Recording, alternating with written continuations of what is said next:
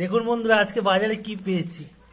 পুরো একদম নদীর কাঁকড়া, টাটকা তাজা। ও এই কাঁকড়া দিয়ে ঝাল খেতে যা লাগে না, তো আজকে সেভাবে ভিডিও বানাতে পারিনি। চলুন দেখে নিই বাজারে মাছের বাজারটা। আসলে এই কদিন দেখছি বাজার পুরো অবস্থা খারাপ, সেরকম মাছ টাছ উঠছে না। তো একটুখানি ভিডিও করে আপনাদের সামনে শেয়ার করলাম। চলুন দেখে নেওয়া যাক।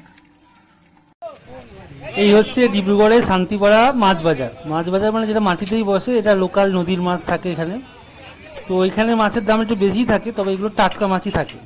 ছোটো ছোটো নদীর মাছ থাকে, ছোটো বা বড় মাছও থাকে। কিন্তু আমার এই বাজারে আসলে এই মাছগুলো দেখতে বেশ ভালো লাগে, একটু শেয়ার করলাম। আর এখানেই আমি সামনে ওই যে কাঁকড়া দেখালাম, কাঁকড়া পেয়েছিলাম।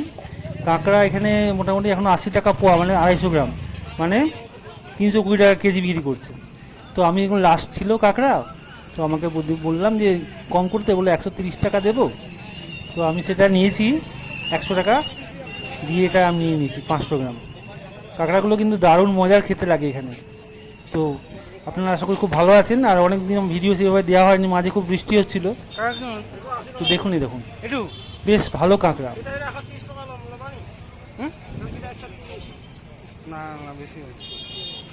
দারুণ লাগছে না?